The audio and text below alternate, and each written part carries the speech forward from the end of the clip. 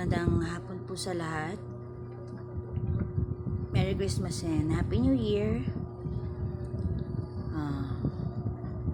Sa lahat po ng mga taong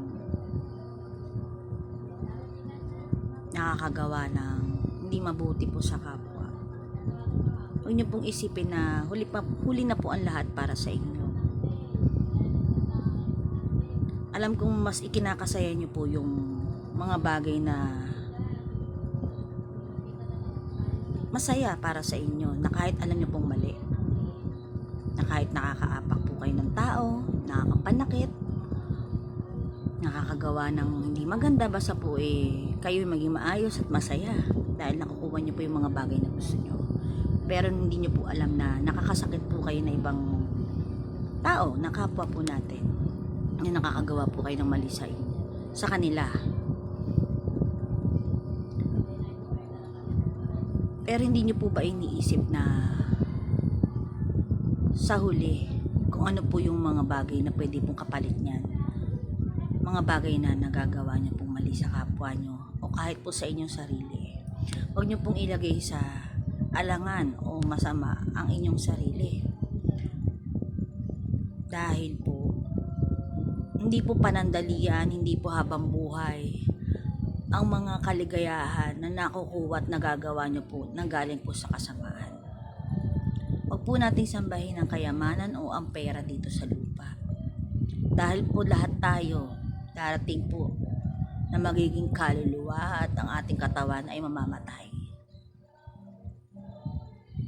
Isipin nyo rin po ang inyong mga sarili.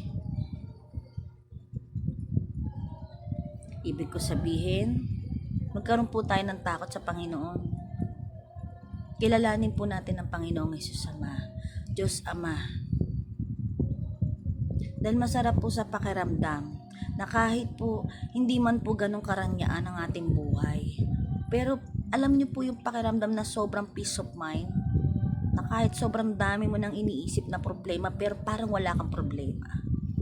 Dahil po ginagawa po ng Panginoong Hesus Ama, Diyos Ama, lahat ng kanyang magagawa para po ikakampante po ng ating puso. Inaalis niya po unti-unti ang ating mga alalahanin at mga problemang pinagdadaanan sa ating buhay. Basta lagi po siyang ilalagay niyo sa ating puso at isip. Uunahin po natin palagi siya. Lahat po ng bagay na ginagawa natin, lagi po natin siyang kakausapin. Huwag po kayong matatakot o mag-aalala.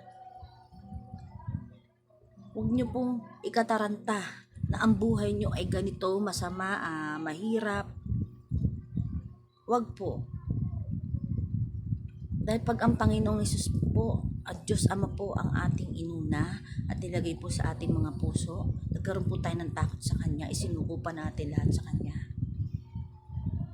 Napakasarap po talaga sa pakiramdam na kahit naghihirap ka, kahit na yun lang meron ka, pero feeling mo pinakamayaman ka na sa buong mundo.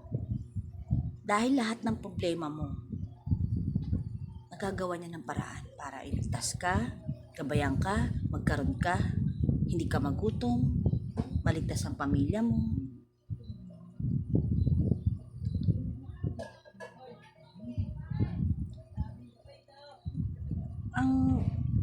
Sa lahat po ng mga tao na tayo pong mga tao, hindi naman din po ako ganun kalinis. Pinagdaanan ko rin po ang naging dark side. Marami din po akong nangyari sa buhay ko na naging pangit, nakagawa rin po ako ng mali sa kapwa ko. Pero lahat po yung pinagsisihan ko. Simula po na iniligtas po ko ng Panginoon, doon ko po nalaman na totoong may Diyos, totoong may Panginoong Hesus Ama, totoong na mahal niya po tayo, totoo pong nandyan siya para sa atin. Dahil naramdaman ko po yung presensya niya, niligtas niya po ako na ilang beses at ilang ulit. Sa mga kamay ng mga taong wala naman akong ginagawang masama, na hindi ko alam kung bakit. Pilit nila akong sinasaktan at ginagawa ng mali at gustong palubugin. Kaya hindi po ako natakot. Dahil alam ko po nandyan ang Panginoon. Lahat po ng bagay at mga sakit na pinagdaanan ko po, sinuko ko po lahat sa Kanya. Naway gawin nyo rin po. Totoo pong may Panginoong Hesus, Diyos Ama sa langit. At totoong merong impyerno sa lupa. Piliin po natin ang Panginoon sa lahat ng ating mga ginagawa sa atin. Buhay sa araw-araw. Mahalin po natin ang ating buong pamilya. Ituro po natin sa kanila na may Panginoong Hesus Ama, Diyos Ama. Lalo po yung mga anak natin.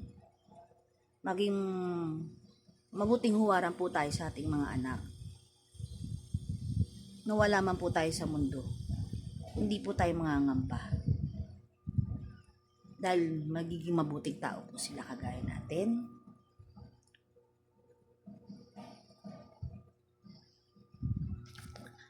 Maraming salamat po sa lahat. At huwag niyo pong masamain ang aking mga sinasabi.